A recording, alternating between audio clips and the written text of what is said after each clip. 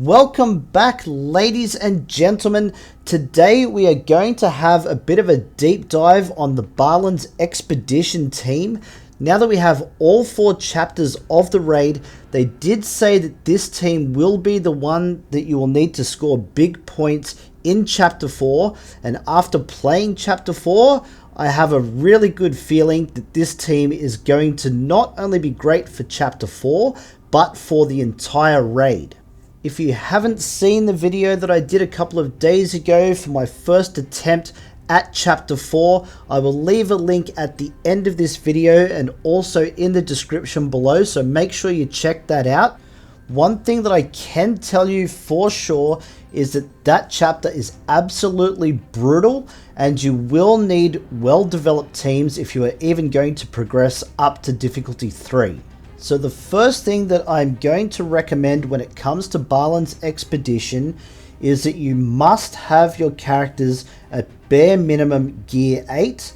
You will want them at level 60.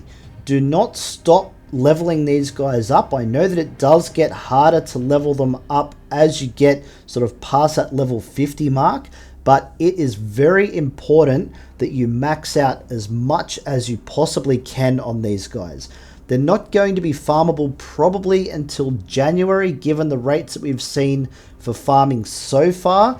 So do all of the other basic stuff first. Then once they are released into nodes, you can farm the shards later. But very important to max everything else out first. So what we are really going to take a closer look at is the abilities. We're going to go through and see what abilities you should be prioritizing over others, and some that you may be able to come back to a little bit later. But this is going to be a team that you are going to really have to commit to, because they're going to take a lot of upgrades to see the best results. I'm also going to go through some of the other combinations that you can add to this team for each chapter, so stay tuned for that at the end.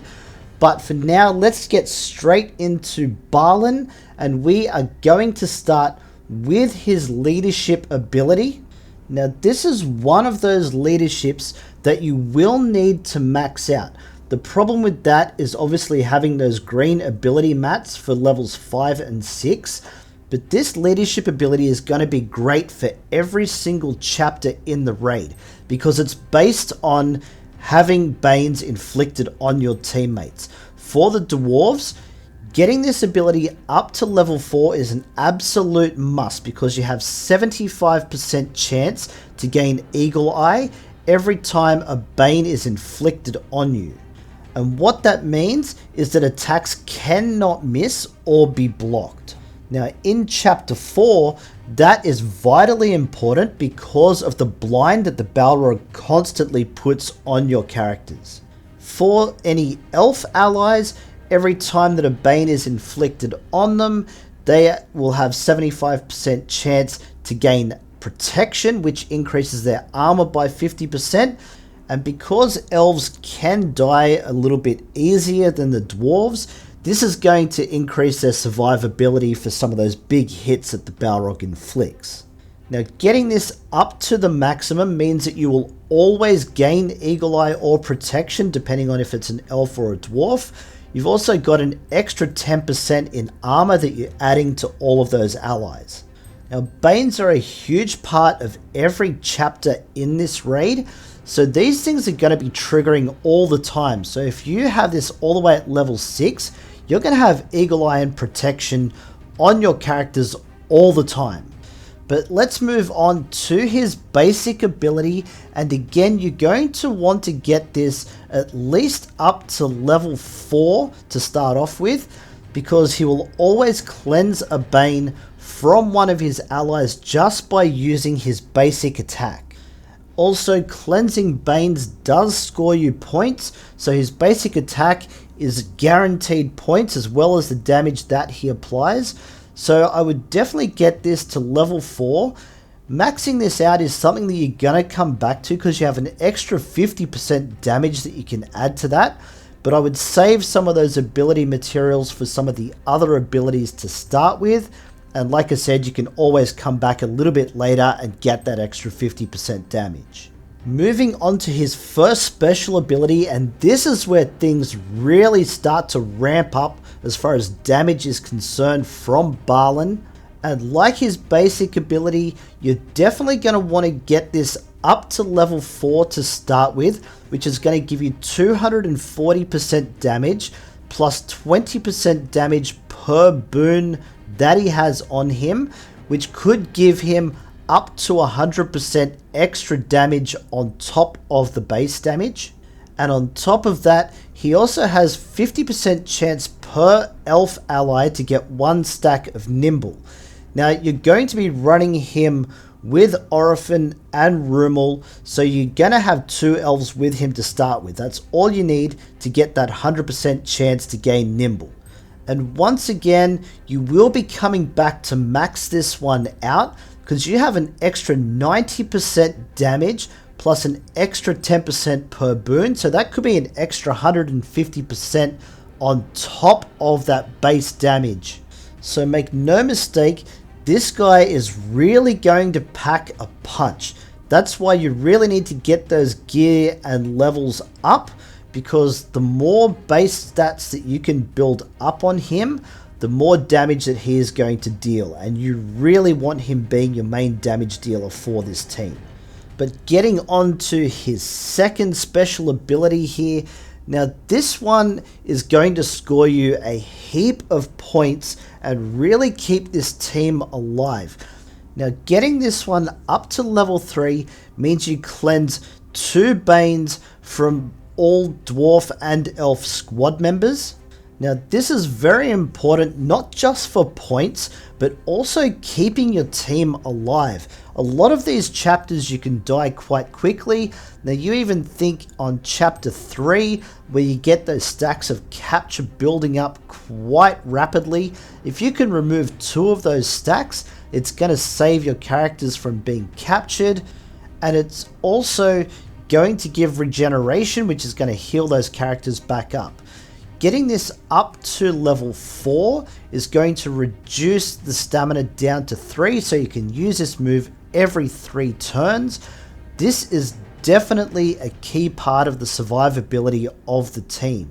Another good thing about this ability is you can use this from your very first turn. So if you were to use these guys on chapter 3, just bear in mind, because they are a little bit slower, Balin is not going to take a turn straight away, but hopefully by the time he gets his turn, you haven't lost any team members, and he's going to be able to remove some of those Banes from the team. Now levels 5 and 6 don't really look too appealing on paper, but this is definitely something that you should consider coming back to. One of my guildmates did show me a screenshot the other day of this team in action, and Gimli had 9 stacks of regeneration on him, and that gave him over 17,000 health revival. Now obviously that wasn't just from this ability, there were a few factors in there. However, this was a big contributing factor to it, so you should consider coming back and maxing this out down the track. Now for his passive ability, and this one can look a little bit complicated, so we're going to break it down a little bit at a time. This one here, getting this up to level 3, so you don't need any of the purple ability mats, is definitely something that you're going to do right from the start.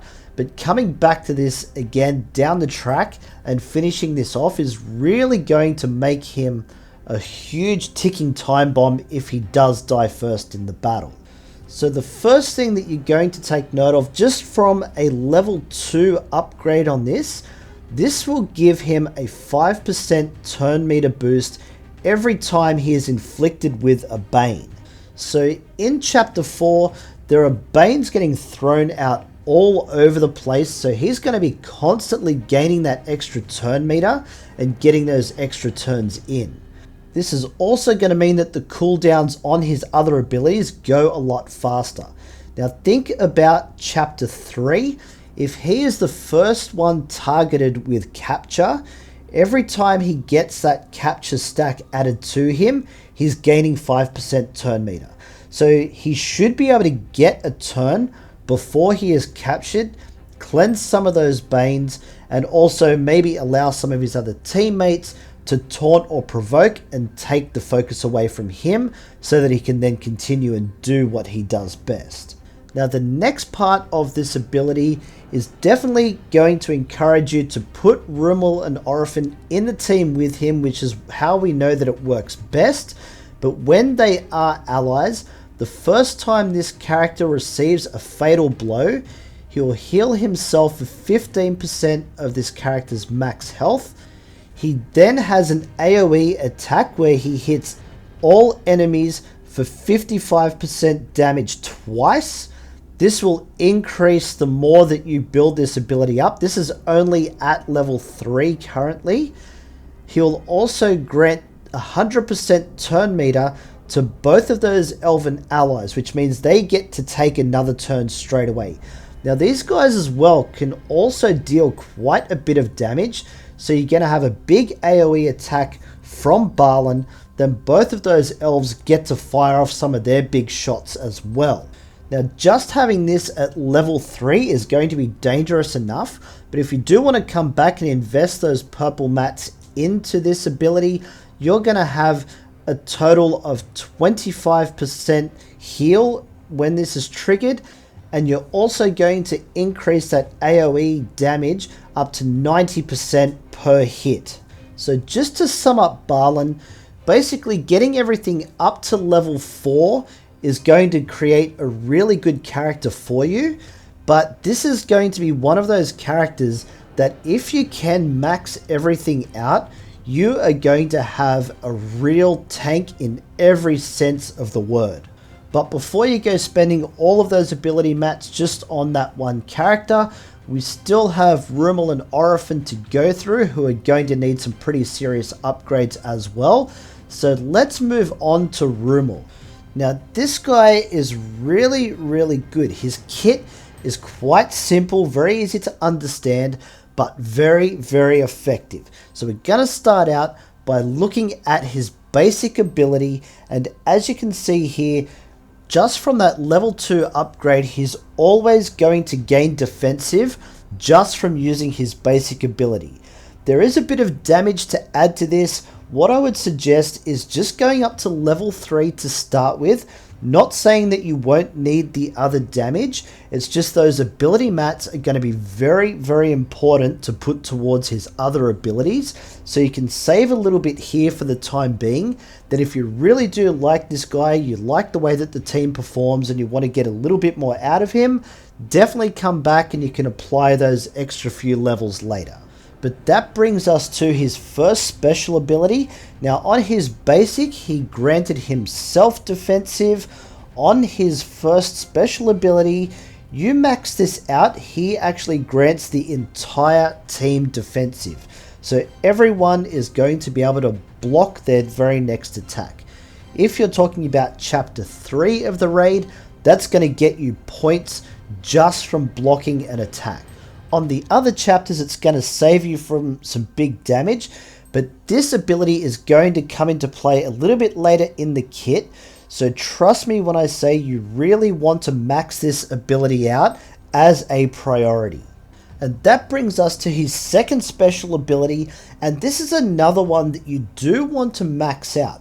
But first of all, you do want to have this at least around that level 4 mark, because this is going to allow you to cleanse 2 Banes off yourself and 2 Banes off either the dwarf or elf with the most amount of Banes on them. This will also call that character to assist you against the target enemy. When you do max this one out, it reduces the stamina to 3, so you can do this every 3 turns. You also don't have a cooldown to start with, so you can use this from your very first turn. Could be a very important move to have, especially if you're talking about, say, a chapter 1 scenario where you have the bomber in play and you might want to try and get those 5 stacks up on him really quickly. It's going to be very important to be able to call that assist, because that's 2 stacks for 1 attack. And given that this team is a little bit slower, you want to be able to try and refresh this move as soon as possible, so that way when the next bomber comes around, you're going to be able to use this move again. And that way, if you are running dwarves on chapter 1 that are a bit slower, you're not going to end up missing the opportunity for those 5 stacks and getting bombs thrown in your face all the time. So this is definitely one that I would get at least to level 4, but trying to prioritize this as well, getting this up to level 6 after you've done his first special ability. You definitely want to be pushing this one all the way to level 6. And that's going to bring us now to his passive ability. And this is why it is so important to max out that first special, because whenever an elf or dwarf blocks an attack, it grants them 1 stack of regeneration. So now we have Rumil and Balin that can both add stacks of regeneration to the team. So these guys are really good at keeping the team alive, even if they don't have a dedicated healer amongst them. As far as how much you want to put into this ability, I would definitely get this up to level 3, give yourself an extra 10% max health, but eventually coming back and maxing this one out, you're going to add 2 stacks of regeneration to the entire team every time they block an attack. Now, defensive is something that a lot of the dwarves give out to each other, so you could be getting a lot of blocks and a lot of stacks of regeneration. So level 6 is going to be something definitely to consider. You may not be doing that straight away, but I would definitely be coming back and maxing this one out at some point. So again, to sum it up, you definitely want his first and second special abilities maxed out. For his basic and for his passive, at least do up until level 3 so you get something out of it. But I do think there is definitely some value in coming back and maxing this guy out again at some point. I think he's going to have some real value to add to the team if you can max everything out. Now we're going to move on to his brother, Orophin. Now this guy could be really packing a major punch. Now if we just start by having a look at his basic ability, you can see here that each upgrade is going to be adding a little bit of damage, and you do have that extra 30% crit chance that you can add if you do max this one out. I would definitely be putting this up to at least level 4 to give yourself an extra 20% crit chance, and you'll see a little bit later on in his kit why that crit chance is very, very important. If you do have the ability materials available, you can definitely come back and max this one out. You're going to get plenty of damage out of this guy, and if he does get the assist when it comes to Rumil's call to assist, then he's going to be packing a massive punch and a really good chance for that attack to be a critical hit. Moving right along to his first special ability, and you can see here just from level 1, you get 2 attacks for 85%, and you also gain advantage for 1 turn. You only have to take this up to level 3 to make that advantage 2 turns and an extra 30% damage per hit. With so many of those purple ability materials needed for both Balin and for Rumil, this is somewhere where you can probably save yourself just a little bit of ability materials just for the time being, but definitely something that you're going to come back and revisit, because there's an extra 65% damage per hit that you can add to him by maxing this ability out. If you're only just starting to build this team up, I would get this up to level 3 because there are some more effective abilities that you're going to need for some of the other characters. So do them first, but then definitely be coming back to this one here and maxing it out, because this guy is really going to be able to pack a punch. And you have to remember that advantage means that your next attack is a guaranteed critical hit. So that means for the next 2 hits, he is going to definitely hit a critical hit. and it's only a 3-turn cooldown, so you're going to be using this quite frequently, and because he gets the bonus crit chance even on his basic, you may even get another critical hit in there, so you can almost do a critical hit with every single attack with this guy. Advantage is also going to set you up for his second special ability. We'll take a quick look at that right now. And just have a look at this ability at level 1. Attack the target enemy for 160% damage. If the target enemy has more health than this character, instead attack the target for 200% damage.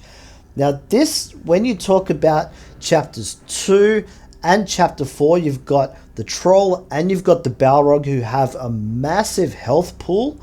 This is going to do a huge amount of damage to them. And if you've set it up with the first special move and you've got advantage there, this is going to be a guaranteed critical hit as well. Now, while we have been saving some of our ability materials on the first 2 abilities, we're going to spend them all here. You really want to max this one out. And even at level 4, you're going to be inflicting heal block for 2 turns. This is going to work really well against the Balrog, but as you can probably be putting together, this team of 3 is going to be very viable in other areas of the game, not just your chapters, but also somewhere like the arena. If you can put a lot into this team and really max them out, I think they're going to be a very hard team to knock over in the arena. Even for someone that's really wailed out on the Rivendell team, you could really pick them apart quite quickly. When this ability is maxed out, you're going to be attacking the target enemy for 350% damage. If the target does have more health than this character, then you'll be doing 450% damage.